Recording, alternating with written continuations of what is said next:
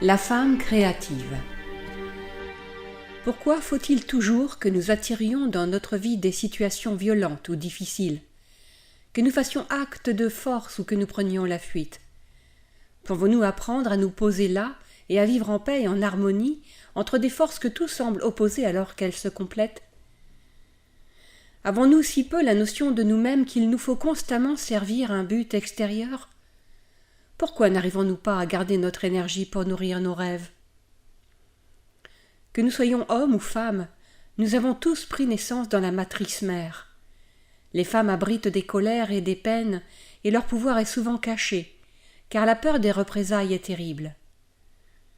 Nous racontons par chacune de nos actions et au travers de toutes nos émotions l'histoire de nos parents et de leurs parents avant eux. Savez-vous que pendant longtemps l'Église n'a pas reconnu que les femmes avaient une âme? Elles étaient animales ou mobilier. On pouvait les vendre, les échanger contre des faveurs, des biens ou du bétail, en disposer suivant les besoins. Le débat sur la place donnée aux femmes au sein de l'Église est encore d'actualité. Il est vrai que par rapport à d'autres pays et à d'autres croyances, la place de la femme de nos jours dans notre société est enviable. Mais la femme sage doit encore s'armer de courage et prouver le fondement de sa sagesse pour faire entendre sa voix, même auprès des femmes. Une femme me racontait que son appartenance à un groupe de discussion philosophique a été utilisée comme argument défavorable lors d'une procédure de divorce. Alors, au cours des siècles, les femmes ont appris à avoir du pouvoir, mais pas toujours ouvertement, soit au travers d'un homme, soit en brimant un homme. Les fils et les filles ont été enfantés par des femmes en colère. Un peu d'histoire. En 1804, le Code Napoléon affirme l'incapacité juridique totale de la femme mariée. Interdiction d'accès au lycée et aux universités, interdiction de signer un contrat, de gérer ses biens, exclusion totale des droits politiques, interdiction de travailler sans l'autorisation du mari, interdiction de toucher elle-même son salaire, contrôle du mari sur la correspondance et les relations, interdiction de voyager à l'étranger sans autorisation, répression très dure de l'adultère pour les femmes, les filles mères et les enfants naturels n'ont aucun droit. En 1910, le devoir conjugal est une obligation, pas de viol entre époux. Les femmes assaillies de peur et privées de droits ont pris refuge auprès des hommes. Longtemps elles ont dû s'en remettre à un protecteur, qu'elles soient femmes mariées ou autrement. Nos grands-mères utilisaient le prénom de leur mari, Madame Robert Favre. « Bonjour Robert, tu as des seins et le ventre plein, mais qui t'a donc engrossé ?»« Fais attention, ma fille, les hommes ne recherchent qu'une seule chose, et tout moyen est bon pour y parvenir. » C'était à une fête d'anniversaire. Mon oncle m'a demandé de l'accompagner pour chercher quelques bouteilles à la cave. Il m'a fait m'agenouiller. Ce n'était pas pour prier. Je vis depuis avec la honte de son acte. Nous étions en vacances dans la famille. Il n'y avait pas assez de chambres pour tout le monde. Alors, on m'a aménagé un lit dans la chambre de mon cousin. J'avais 9 ans, lui 14. Dans la nuit, il est venu dans mon lit. Intimement blessée, je n'ai pas dormi jusqu'au matin. Alors, en larmes, je suis allée raconter l'incident à mes tantes et à ma grand-mère, réunies pour le petit déjeuner. Mais je ne m'attendais pas à l'accueil qu'elles m'ont réservé. Elles n'ont pas pu m'entendre, m'ont dit que j'inventais. Les conséquences de l'acte étaient trop graves, je devais porter seule. Je n'avais pas su me faire entendre, je n'avais pas su me défendre, et personne ne pouvait m'assister dans ce terrible drame. Mon rapport de confiance aux autres, aux hommes et aux femmes, a été brisé, celui à ma propre force également. J'ai fait l'expérience de l'impuissance, et mon pouvoir personnel s'est éteint. Finalement, j'ai moi-même et seule lavé les draps attachés de sang et n'ai jamais plus évoqué l'incident, ni la brûlure entre mes jambes. Quand les hommes vieillissent, leurs rides apportent noblesse à leur visage. Lorsqu'une femme vieillit, elle révèle enfin son vrai visage, celui de la sorcière. Un homme public, ce n'est pas pareil qu'une femme publique. Range ça dans ta poche, ma fille, et mets ton mouchoir dessus. Je comprends ta peine et ta douleur, mais je ne peux rien pour toi. Fais bonne figure, sois sage, et ne prends pas de risques. Étouffe ta voix et tes plaintes, et il n'y a personne pour t'écouter. Alors, les hommes des bourreaux, les femmes des victimes? Quand on prive quelqu'un de ses droits, on assume la responsabilité de sa vie. Quel poids pour les hommes! Que de culpabilité, que d'injustice pour chacun! Comment se retrouver? Savez-vous qu'avant l'émergence de notre société patriarcale, des sociétés matriarcales ont existé? Si vous vous penchez sur le sujet, vous apprendrez que les femmes se sont parfois aussi mal conduites que les hommes quand elles ont eu le pouvoir. Un apprentissage.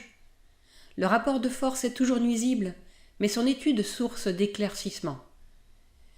Si nous avons tout à gagner à exprimer nos colères et nos peines, nous avons tout à perdre à les entretenir.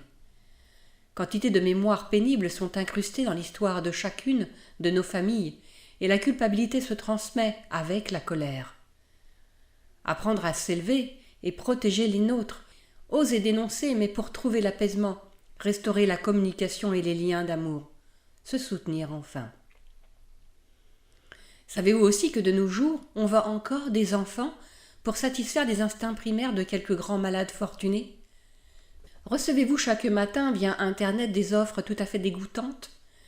Pour ma part, on me propose quotidiennement des remèdes efficaces pour pouvoir tenir mes érections plus longtemps, pour augmenter la taille de mon pénis, ou bien c'est Sonia, Iris ou une autre qui m'offre ses services. Je suis jeune, belle et chaude, je n'attends que ta flamme pour éveiller mon feu.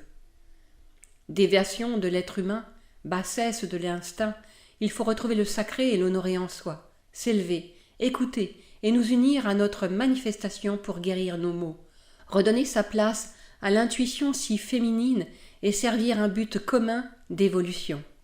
Il y a encore tant de rage. Perversion de l'amour, hégémonie de la haine, de la peine et de la peur. As-tu vu le film Vidocq avec Gérard Depardieu? L'homme qu'il traque, l'alchimiste, a découvert le secret de la jouvence. Cet homme achète des vierges à leurs parents, quelques pièces de monnaie, et leur sort est joué. Il les fait conduire dans son antre. Elles sont alors droguées, puis saignées comme des cochons. Il récupère le sang pur, car elles n'ont pas été touchées par l'homme, pour préparer la substance nécessaire à fabriquer le masque de longue vie. C'est affreux. En filigrane, ce film nous révèle autre chose. Il nous offre une vision pénible de la basse société française à une autre époque. Saleté des rues, pauvreté du peuple, prostitution massive des femmes et des hommes, travail des jeunes enfants dans des conditions déplorables. Tout est sombre, noir de suie, terriblement glauque et crasseux. À chaque coin de rue, on peut tout acheter, tout trouver, afin de satisfaire les plus vils instincts de l'humanité.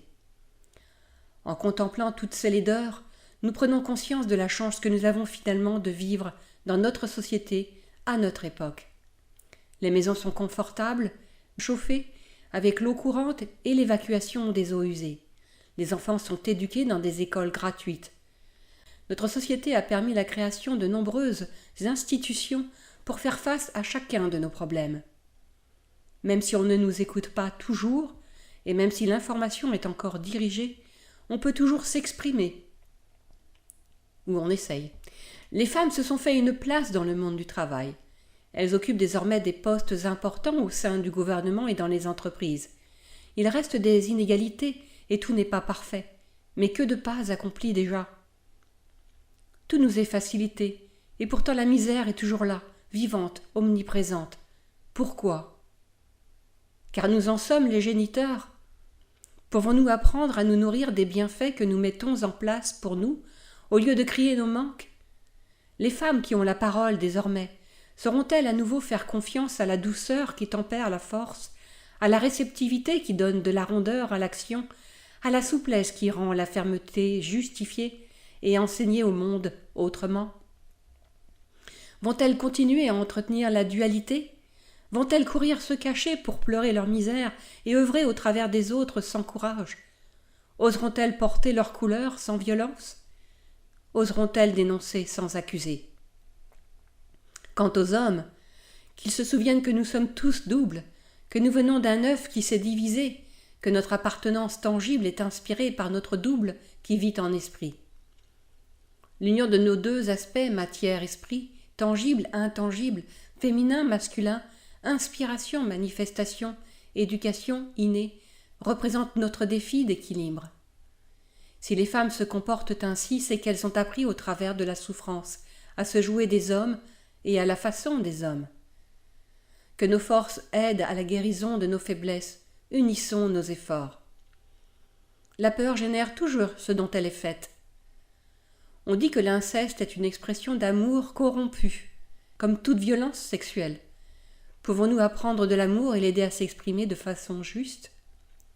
La femme créative existe en chacun de nous, en chaque homme, en chaque femme. C'est le féminin qui donne forme à l'esprit. Si tu cherches à développer tes potentiels, il te faudra la rencontrer. Mais tu peux aussi choisir de ne pas t'investir dans cette expérience et courir après les fantômes. L'ombre offre un refuge, illusoire, mais se croire toute lumière pour éviter d'y voir génère finalement le chaos, car celui qui fuit la réalité ne peut agir sur elle. Les hommes ont peur des femmes, les femmes ont peur des hommes. Pourtant, nous nous aimons tellement. Nous avons peur des forces que nous générons. Pourtant, nous pouvons changer les choses. Il suffit de s'y mettre et de s'y tenir. Sur le parcours d'évolution, l'effort est important et l'implication personnelle une garantie de succès. Apprenons de notre capacité à créer et exerçons-nous à créer plus juste. On craint toujours ce que l'on connaît mal. Puisons à la source de notre être afin de nous rencontrer dans notre masculin et dans notre féminin, dans nos pères et dans nos mères, et permettons à nos intelligences de s'exprimer. Nous sommes là pour guérir les maux de notre histoire.